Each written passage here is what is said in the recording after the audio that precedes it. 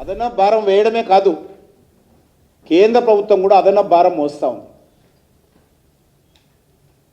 ఈ సంవత్సరము 17,000 కోట్ల రూపాయలు అదనంగా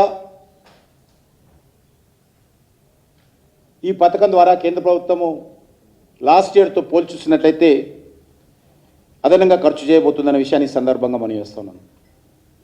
మన తెలంగాణ రాష్ట్రానికి కూడా సుమారు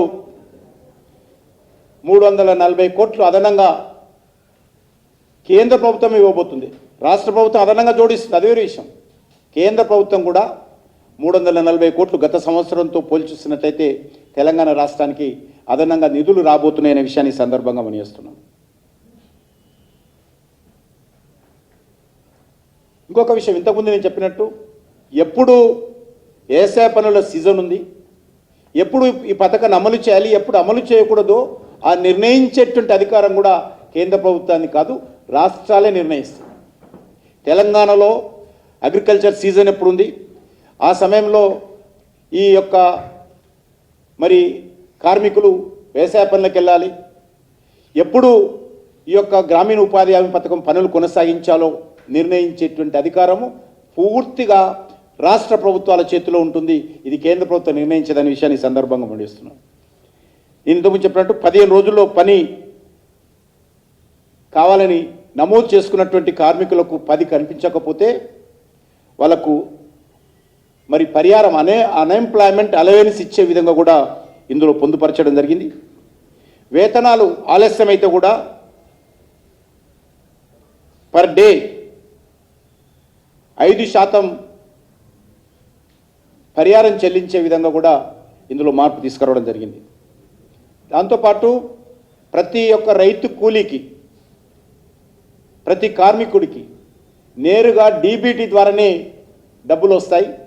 ఎందుకంటే దళారీ వ్యవస్థ గ్రామీణ ప్రాంతాలలో చాలామంది రాజకీయ నాయకులు కానీ, మధ్యలో ఉన్నటువంటి దళారీలు కానీ ఈ యొక్క ఉపాధి హామీ పథకం కింద చాలా దోపిడీ జరిగేది.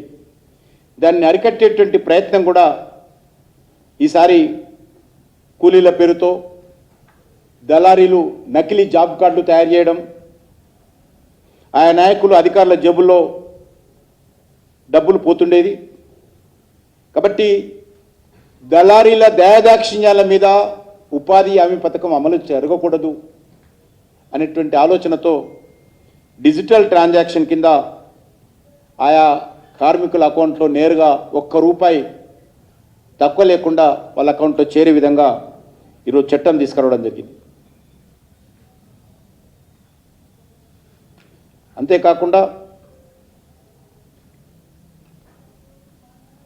ఈరోజు గతంలో సోషల్ ఆడిట్ నామకే వాస్తే ఉండేది. వాళ్ళు చేసినటువంటి ఆడిట్ మళ్ళీ ఇంకోరు పైన ఎవరు చూసేవాళ్ళు కాదు. ఈరోజు టెక్నాలజీ ఉపయోగించి సోషల్ ఆడిట్ జరిగే విధంగా ఈరోజు చేస్తూ ఉన్నాము. కూలీలకు ఆలస్యంగా చేసిన తర్వాత నెల 2 నెలలకు కూడా మన తెలంగాణ రాష్ట్రంలో కూడా డబ్బులు అందేది కాదు.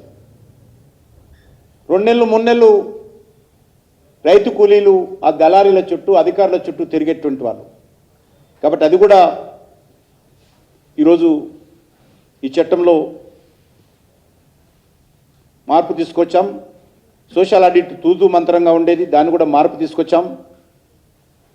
ఏదైనా కాంప్లైంట్ వస్తే ఏ కాంప్లైంట్ కూడా